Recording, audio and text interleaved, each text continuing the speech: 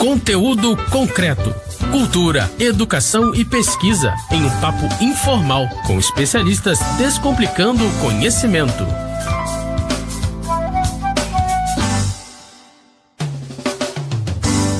Olá, você que está aí pelas rampas da UERJ e Mediações. Meu nome é Kleber Pereira e nós estamos aí em mais um Conteúdo Concreto. Esse programa que é feito em parceria do site saladacult.com.br e a Rádio UERJ, a nossa querida Rádio UERJ, onde a gente está agora nesses estúdios maravilhosos. Eu estou aqui para conversar sobre uma questão, no mínimo, emblemática, né?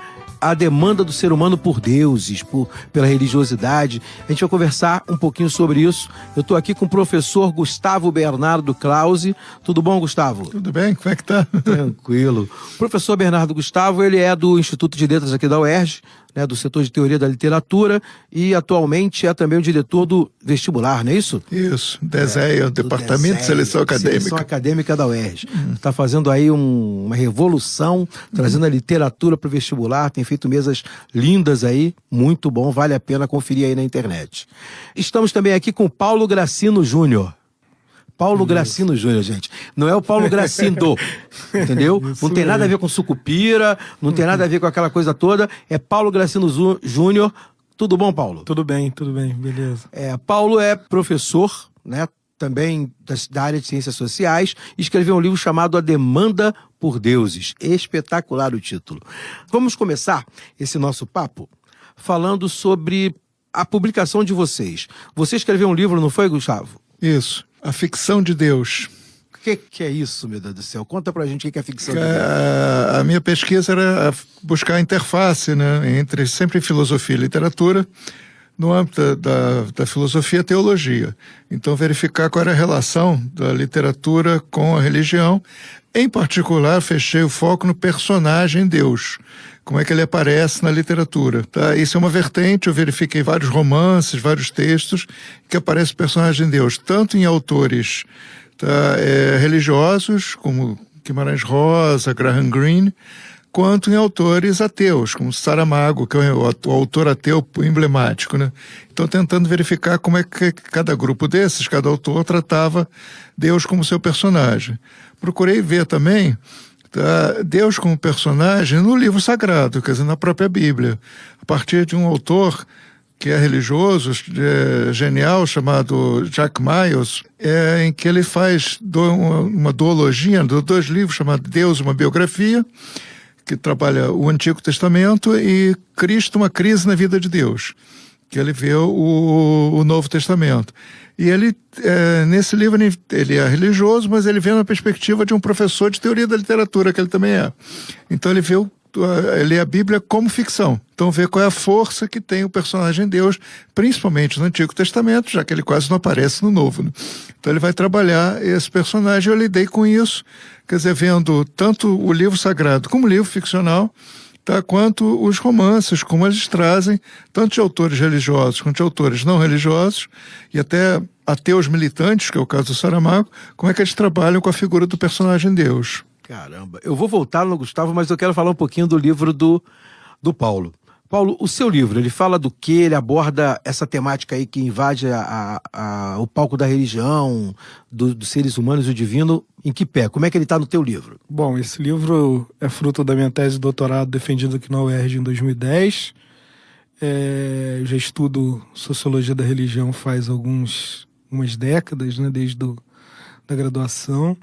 E a ideia, embora esse título seja um título teoricamente religioso, mas é um título que vem da teoria econômica, né? A ideia de economia da demanda e economia da oferta, né? É um debate com os economistas, como eu acho que boa parte das pessoas devem saber. A sociologia ela passa por uma crise de paradigmas, e os sociólogos buscaram, nas últimas décadas, um diálogo com a economia. E alguns sociólogos propuseram geralmente americanos, propuseram que a demanda por deuses ela fosse algo constante na história da humanidade, e eu proponho que essa demanda ela é variável, né? esses sociólogos americanos, eles acreditam que ela está condicionada a uma oferta, a visibilidade dela está condicionada a uma oferta maior de bens religiosos, né? E eu digo que não, né? Que ela está condicionada a uma modulação social durante o tempo, né? Por exemplo, a forma como acho que o grande motor da crença no discurso sobre as divindades, ela é a ideia de finitude, né? Então nós temos ideias de finitude e a forma como nós lidamos com essa ideia de finitude, ela modifica a forma como nós lidamos com o discurso sobre a morte, né? E eu tento mostrar como que em lugares diferentes, né, comparando Europa, Brasil, alguns lugares do Brasil, essas demandas elas são moduladas por questões sociais, né, por questões locais, né? Então, por exemplo, aqui no Rio de Janeiro, a forma como a gente lida com a precariedade da vida, não só a iminência da morte, mas a precariedade da vida terrena, né, do tempo que estamos aqui, a incerteza, etc., ela é uma grande fonte alimentadora das igrejas evangélicas, né, que conseguiram trazer o discurso muito mais para um discurso de curto prazo, né, de resolução de problemas de curto prazo, ao passo que as igrejas protestantes tradicionais, o catolicismo, ela se foca muito numa teodiceia de longo prazo, etc. Então, a forma como a gente vai lidando com a morte faz a gente lidar com o discurso sobre o sagrado, né, sobre o discurso religioso, né? Então, acho que foi mais ou menos isso que eu tentei tratar. É lógico que tem muitos dados quantitativos ali no meio, estatística e tal, mas eu tentei lidar com essa coisa menos dura da sociologia, né? Você tem legal. que comprovar, mas eu tentei lidar com essa questão mais do sensível, né? Teve uma coisa que enquanto o Gustavo falava, me chamou a atenção, né? Que é a questão do ficcional. Para vocês de literatura, o que raios é ficção? Né? O que é ficcional? Porque essa entrada, né, no título de ficcional tem um viés, como tem demanda, né, no livro do Paulo. Acho que tem... Vou restringir e depois aumentar. Quer dizer, no campo da relação com a religião, o ficcional deriva da religião. Quer dizer, eu acho que no princípio a literatura é a religião.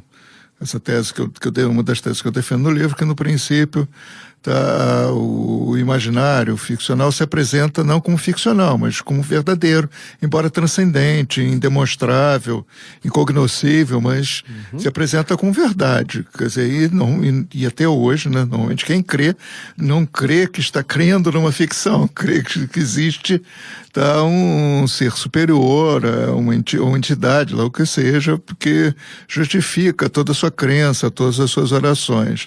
Tá? Mas que eu acho que eu comprovei, quer dizer, que a ficção, a religião começa dentro da estrutura de ficção, tá? Só que a ficção não apresentada como ficção, mas como verdade. E depois ela se separa, quer dizer, no princípio, tá, a poesia é reza, e a reza até hoje tem normalmente forma de poesia, né? E todos os componentes da religião têm o mesmo valor que os componentes da literatura. Por exemplo, o aspecto de catarse, tá, de uma ficção que nos permite purgar sentimentos reprimidos, tá, você encontra na relação religiosa. Tá? Um exemplo bem um pouco mórbido, mas bem simples. Tá? Você morre uma pessoa muito próxima a você, nós demoramos muito a realizar essa morte. Então você é capaz de ir no velório e não conseguir chorar. Emocionalmente você ainda não fechou, ainda não caiu a ficha. Então você tem dificuldade de chorar, fica até preocupado que os outros vão achar você insensível e tal. Mas na hora que alguém, normalmente um leigo lá, vai fazer uma reza, na hora de fechar o caixão, etc., vai fazer uma reza, você imediatamente se comove, né? Porque a reza, que é a poesia, que permite a catarse de um sentimento reprimido, você não chora exatamente por aquela pessoa que morreu, mas por todas as perdas simbólicas que são evocadas pela reza, que é a poesia. Tá? Então permite essa reação. Você até chora mostrando o rosto, para todo mundo ver que você está chorando e tal, ali. Depois volta no dia seguinte, você é capaz de chamar a pessoa do lado, porque vai demorar muito a realizar, tá, de fato, essa morte, mas você vai precisar da literatura. Tá? Então você precisa da literatura do ficcional para soltar sentimentos reprimidos. E a literatura, no momento que você a vive, né, você a vive como real, né? Não só como real, como mais real do que o real. Então, uma relação com a arte pode ser mais intensa do que a relação cotidiana, que a gente tem uma série de antepados, a gente não sabe como reagir. Agora, na hora que você está só em contato com um romance, com uma peça de teatro, você solta sua franga emocional, você consegue se soltar. Claro. Então tem esse elemento que é forte, né? E o outro elemento, né, mais amplo, é que num certo sentido, já defendido por muitos linguistas, por muitos teólogos, tá, por muitos filósofos, num certo sentido, a gente não tem acesso à realidade.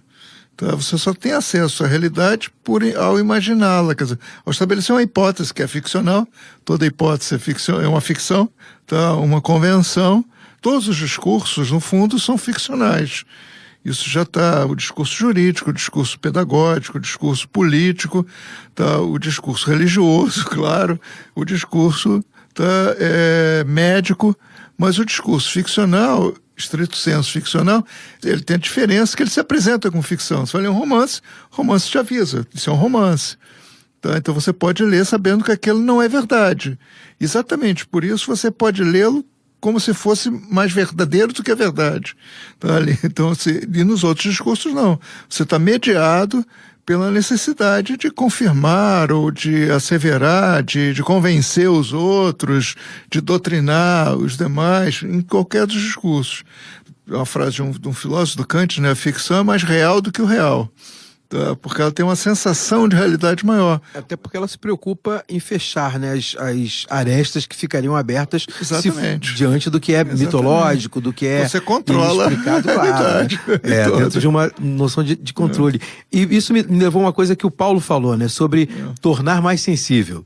Será que tem a ver com isso, Paulo, com tornar mais sensível? Talvez toda essa articulação que a gente faz, esse pensamento que o homem acaba fazendo nos grupos e tal, tem a ver com tornar mais sensível para ele?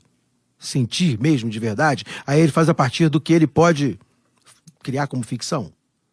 Bom, falando especificamente da questão da religião, a religião sempre foi vista, né, principalmente pelos antropólogos, que exploraram mais essa dimensão da religião como uma expressão da sensibilidade humana, né? Uma expressão da não-razão, etc. Né? E a religião institucionalizada, né?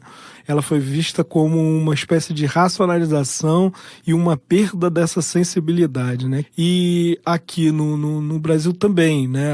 O caráter vamos dizer, sensível, emocional, né? Ele que já estava enquadrado em teologias mais antigas, como católica tradicional, não a católica popular, né? Que ainda a emoção ainda extravasa muito, você tem lugar para improviso, etc. No catolicismo tradicional, romanizado, essa sensibilidade está muito controlada. Né? E no protestantismo tradicional também, né? As hierarquias fazem esse papel. Claro. Agora, no pentecostalismo, que é o grande bom aqui no Brasil, né? Essa emoção ela extravasou, né? É lógico que a gente está vivendo um momento hoje em que algumas instituições religiosas pentecostais, eu vou chamar de pentecostais, mas tem um monte de denominações que os sociólogos usam para essas igrejas mais recentes, né? Da Igreja Universal para cá, né? Mas todas ainda se fundamentam na ideia de Pentecostes, etc., que está lá no Atos 10 dos Apóstolos. Enfim, essas igrejas, essas religiões, como ela começa com uma auto-organização, né, ela acaba trabalhando ou operando num nicho popular em que a sensibilidade, as emoções, elas não eram ainda ou não exploradas, ou não eram exploradas, mas elas também não eram domesticadas, né? Sim, claro. As pessoas não passaram por um processo de domesticação das emoções, entendeu? Não há problema nas classes populares em se falar alto, em se demonstrar, se chorar. É uma expressão corporal e uma expressão muito legal e muito acima do que, em termos do que um francês chamou, Roger Bastide, chamou de sagrado selvagem, né? É um êxtase, né? Então aquilo lá seria mais próximo do sagrado original para esse ramo da antropologia do que um cara com um terno, com a gravata, com a Bíblia debaixo do braço, indo para a igreja serenamente, né? Caramba, porque são muitas coisas, né, que vão surgindo na nossa cabeça e muitas articulações. Não acredito que seja um tema que a gente consiga dar conta e acabar com ele de maneira nenhuma, mas é um tema sobre o qual a gente pode se debruçar e falar durante muito tempo, né? Mas a gente não tem esse tempo todo. E como a gente não tem esse tempo todo, eu vou ter que parar aí a nossa conversa, né? Eu queria agradecer, Gustavo, a tua presença aqui. Queria agradecer, Paulo, a tua presença aqui conosco, tá? Beleza, obrigado. Para você que ficou ouvindo a gente aí no Conteúdo Concreto, fica com Deus e até a próxima. Conteúdo Concreto. Apresentação: Kleber Pereira. Moderadores: Roberto Rodrigues e Maxi Gama. Equipe técnica: Daniel Barros, Gleidson Augustos e Eduardo Sobral. Locução: Vitor Quaresma. Produção: Rádio Erge e Salada Cult. Realização: Centro de Tecnologia Educacional CTE SR3.